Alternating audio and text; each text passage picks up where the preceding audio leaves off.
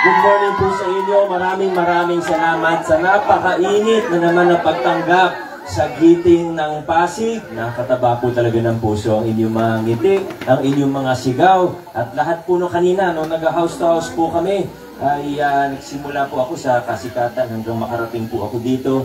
At talagang nakakatuwa, ano, ang gaganda rin ng mga sinasabi sa amin, ng mga kapitbahay po ninyo. At tutuwa po ako kasi marami akong nakita ulit na una kong nakilala noong 2016. Alam niyo po nung 2016, tumakbo po ako bilang inyong konsehal dito sa District 1.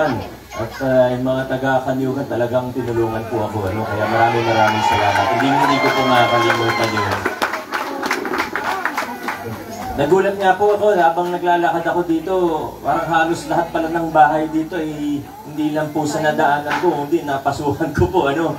Kaya umakyat ako ulit sa mga napagod nga po ako, tumatakbo ako kanina, literal na tumatakbo po ako kanina para lang po matapos lahat para makarating po dito na hindi naman tayo abutin ng tanghali. Dahil alam naman po natin ang init ng panahon tuwing summer, ano. Pero talagang kahit noong 2019, nag-meeting din po kami dito. 2022, nagkita-kita rin po tayo. Nandito po ba yung baby na kinalong ko noong 2022 nakatulog? Nasaan po? Baka iba na itsura niya ngayon. Dito na siya. Ikaw ba yun? Ikaw ba yun? Ilang taon ka na? 10? Hindi, ikaw yung sinasabi ko. Pero, iba pa yun. Kapatid mo? May kapatid ka ba? Yung baby. Yung nakatulog, wala siya. Pero ikaw siguro nung konsehal, nakita na rin po tayo nun, ano. Baby ka pa nun. 4 years old. Nung tumakbo ko mayor, nung kontensya ngayon, di nung 2016, 1 year old pa lang siya. Nakakatuwa naman po, ano. At nung 2019, matatandaan po natin yung sinigaw natin. Lumaban tayo para sa pagbabago sa ating lungsod. At yung pagbabagong pinaglaban natin mula 2019 ay hindi yung mababaw lang, hindi yung nakasentro sa isang tao o pangalan, o muka, o politiko, o grupo, kundi tunay na pagbabago, pangmatagalang pagbabago yung sinusulong natin dito sa lungsod ng Pasig. Pagbabago ng ano? Magbalik tanaw po tayo ng konti. Ano po ba yung pinalitan natin? Ano po ba yung binago natin? Ano ba yung iba na sinasabi natin? Naalala ko pa po, nung una po akong naglakad dito, nung pumasok po ako ng sementeryo noong 2016 yun. Siguro 2019 po, nung nag-file na ako bilang mayor, may sumalubong po sa akin. Hindi ko na po babanggitin kung anong samahan. Itago natin siya sa pangalang Edong. Tago natin siya sa pangalang... Ay! Dito pala sa Kagawad Edong, hindi kita nakita dyan. Palitan natin. Itago natin sa pangalang Eding. Sabi ni Sir Eding sa akin, lumapit siya sa akin. Konsi pa ako ng panahon na yun. Konsi, pasensya na ha. Okay ka naman sa amin. Kasi Kong, Roman, sabi, okay ka naman sa amin. Pero pasensya na, hindi ka namin pwede samahan ha. Gigilid na lang kami pag nandito ka. Sabi ko, bakit naman? At yung sagot niya, pareho din po sa sagot ng maraming iba pang tao sa akin noong mga panahon na yun. Kasi, sabi niya, Konsi, pag napicturan lang tayong magkasama, sigurado yung samahan namin, mababawasan ng bayong pag Pasko. Alam niyo, totoo po yan. Totoo po yung sinasabi natin. Ayaw na natin ng ganung klaseng sistema. Palakasan, takutan, ginagamit ang pondo ng taong bayan para takutin tayo. Ayaw natin ng ganyan. Tinalikuran, tinundukan na po natin yung ganyang klaseng sistema. So, ito na ba yun? Mamaya, picture tayo ulit ha. Mamaya na, nagsasalita pa ako. Inayawan na natin yung ganung klaseng lumang sistema. Sa totoo, hindi lang naman sa Pasig nangyayari yan. Yan yung tradisyonal eh. Yan yung tradisyonal na politika. Na pag mayor, nakita may kalaban, may hindi kasundo, iipitin, pag-iinitan, hindi ibahin, no? Sinasabi papatayan ng ilaw. Naalala niyo pa yun, ha? Baka naman nagkataon lang yun. Hindi? Kasi naalala ko, nag-meeting kami dito ng... Nag-plus yata yun. Sunod na araw, Webes, nasa buting kami, namatay din yung ilaw habang nagsasalita ako. Sunod na araw na naman, Biyernes, pumunta kami sa Bambang, namatay din yung ilaw. Namatayan din. Pero baka nagkataon lang naman. Kaya po nagsabi ng dito. Ano na natin yung gano'ng klase? Yan po yung tinuldukan natin noong 2019. Ginawa natin pantay-pantay ang tingin sa atin ng ating pamahalaan. Paboritong simbolo natin dyan, ano po ba? Di ba yung pamaskong handog, paboritong simbolo natin yon sa pagbabago? Ang ginawa po natin, hindi na idadaan sa samahan, hindi na dadaan sa kung sino yung close, sino yung malapit. Lahat meron, pantay-pantay ang tingin sa atin ng ating pamahalaan. Lahat binibigyan, kakampi, kaaway, lahat meron. Pero tandaan po natin, yung pamaskong handog, simbolo lang po yun. Ito na rin po yung ginagawa natin sa iba pang mga serbisyo ng pamahalaan, sa iba pang programa natin, sa lahat ng proyekto natin, pantay-pantay pa rin po ang tingin. Halimbawa na lang po sa ating ospital, dati may blue card, may yellow card. Pag meron kang card, may privilege card ang tawag, mas maganda yung benepisyo na makukuha mo.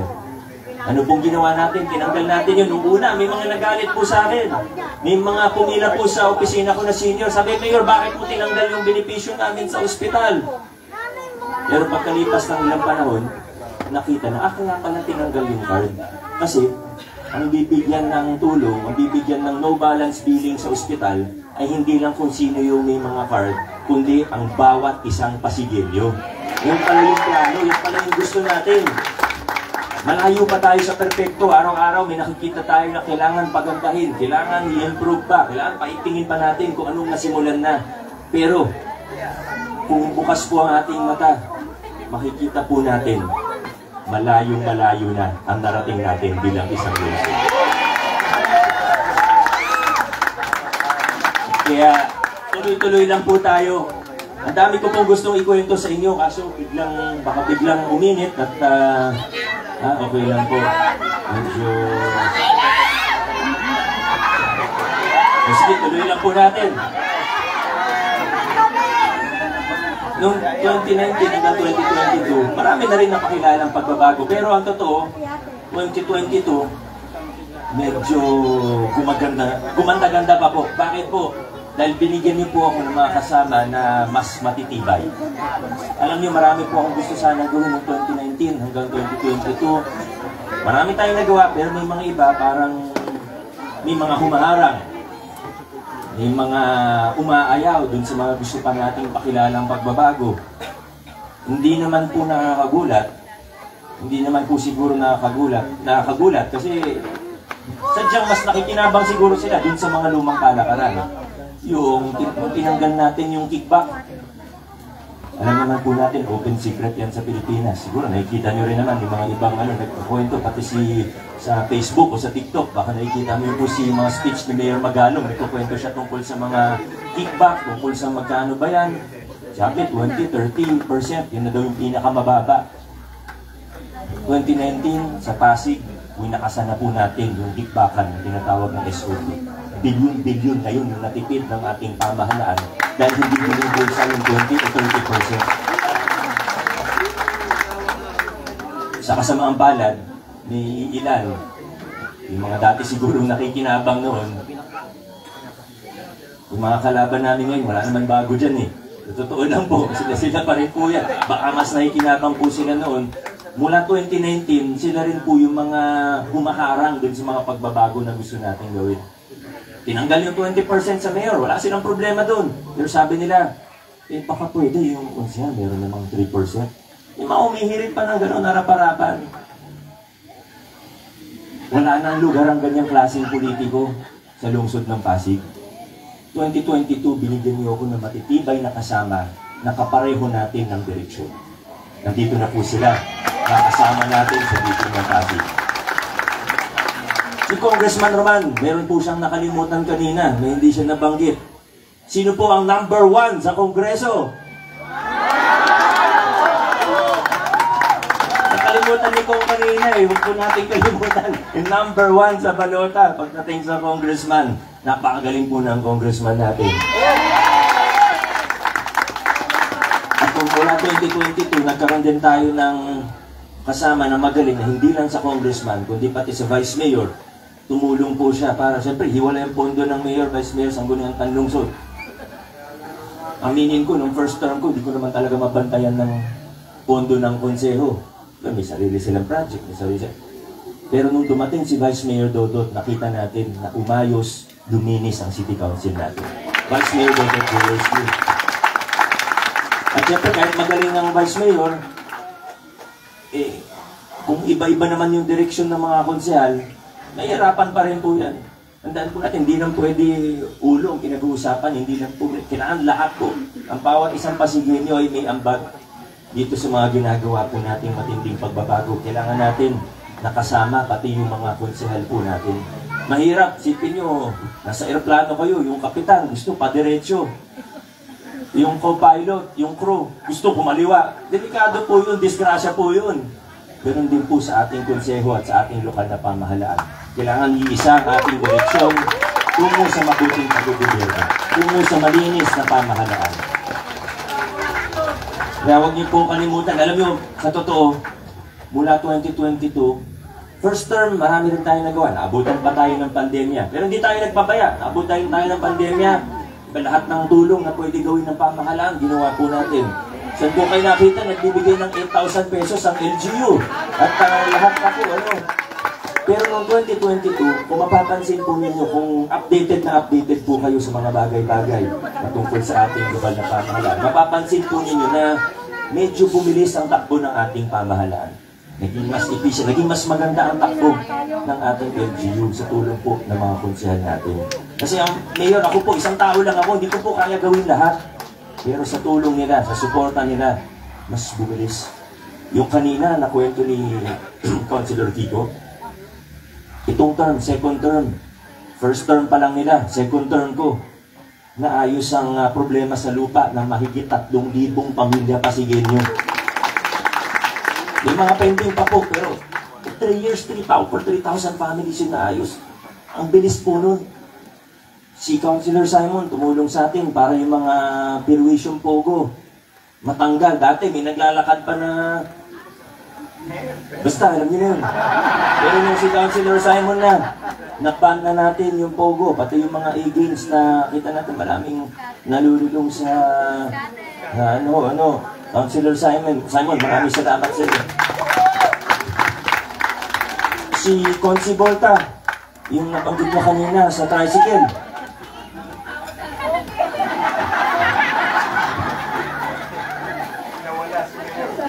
Bago, di ba, nakatulong ko rin po ito bago siya maging konsehal. Nag-department head ng Toro, yung sa tricycle po natin. Dati, kung may kakilala kayong tricycle driver o operator, naku, tanungin niyo po sila kung ano yung kalakaran nun. May kota kasi yung Toro nun. Ano pong ginawa namin nung department head na siya, tinanggal yung kota. Naging mas maayos. Pag may mali, syempre kailangan mo hulihin. Pag may violation talaga, hindi naman lahat ng bagay politika. Pag mali, hulihin. Pero, hindi yung maghahanap ka ng mali. Yun yung nangyayari doon kasi may kota po sila. Pati pag birthday ng mga enforcer, binibigyan tayo doon. Tinanggal ni Consi Volta yun. At, yung naging konsehal na siya, naging libre na rin yung renewal ng prangkisa ng mga toda. Pati yung plaka, libre na po. Si Chairman Eric, sa health, ang dami rin pong naitulong sa atin. Isipin niyo po, isang term pa lang to. Pero yung magkakaroon na ng General Hospital na mas malapit dito. Dati Children's Hospital, talagang specialty, puro mga pedya, pambata. So pagka may ibang pangailangan tayo, punta pa tayo sa RMC o sa PCGH o sa mas malayong hospital. Pero ngayon, nilalawakan na natin yung serbisyo ng dating Child's Hope. Under renovation po siya, nasa 300 million yung budget niyan, at na-convert na siya sa isang general hospital. Yung kabilang hospital naman, yung PCGH, ang daming bago. Yung pinakabago po, yung cardiac catheterization na laboratory po natin, yung para sa puso. Hindi na kailangan makipila sa heart center, meron na rin tayong sarili. Yung health center natin, may mga bago po tayo. Sa Kanyogan, may bago po tayo. Sa Isantos, pinapatayo na yung health center natin. Super health center pa nga yun. At marami pa pong iba. Yan ang tulong sa atin ni Chairman Eric Gonzales. Si Councilor Pau, Yung sa senior, unang term pa lang niya, pero ang dami niya ng nagawang maganda, ano. Siya yung talagang nag-ayos, pati yung pagbabudget, yung pagkukompute, kung kaya ba yung kayang ibigay pa natin sa mga senior natin. Kaya ngayon, yung local senior pension natin na sa totoo, medyo bago pa lang po yung programa natin, 2022 pa lang yung local senior pension. Pero ngayon, nag-i-expand na po tayo para mas marami pang makasama sa local senior pension natin. Last but not the least, si Coach Paul. Hindi po siya sinuwerte noong 2022. Pero kahit hindi po siya naupo, nagtrabaho pa rin siya. Yung unang CSO Academy, yung ganong klaseng academy sa buong Pilipinas, tayo po unang nagkaroon ng ganon para mas matrain yung mga CSO natin. Yan ang ginawa ni Coach Paul. At marami pa pong iba. Ang punto ko lang po, mas madali po at pare-pareho tayo ng direksyon. Huwag tayo pumayag na yung iba, gusto tayong i-atras pabalik dun sa lumang kalakaran. Nakikita naman po natin, di ba, talagang ginagastusan, pati sa mga fake news, sa social media.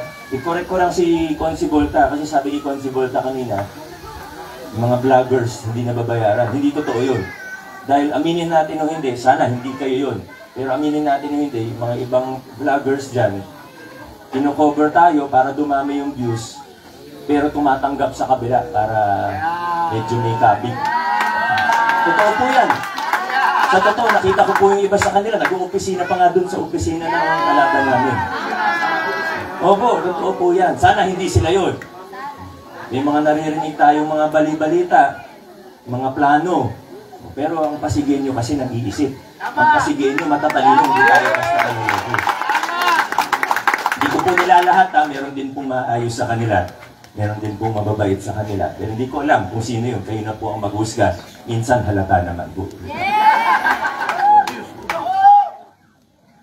Sa pag-iikot, sabi ko nga kanina, mula 2016, 2015, nag-iikot na po ako sa buong lungsod Pasig. Nasa 10 taon na rin po akong nag-iikot. Halos araw-araw po yun sa laki ng lungsod natin. Mahina po 4 to 5 days a week na nag-iikot po kami. At nakita ko po sa pag-iikot ko araw-araw sa lungsod natin na ang Pasigueño, matatalino, mapanuri. Yan po ang nakita ko sa mga Pasigueño. Totoo po yan, hindi po pambobola yan. Kaya sigurado po ako na ngayong 2025, ang direksyon natin sa lungsod ng Pasig ay paabante pa rin. Hindi po tayo paatras, paabante tayo, hindi tayo liliko, dire-diretso po tayo. Dire-diretso tungo sa tuloy-tuloy na pag-unlad ng ating mahal na syudad. Maraming salamat. Mabuhay ang lungsod ng Pasig. Maraming salamat po, Mayor Vico Soto. Number 4 sa ating mga balota, ibotong muli, Mayor Vico Soto.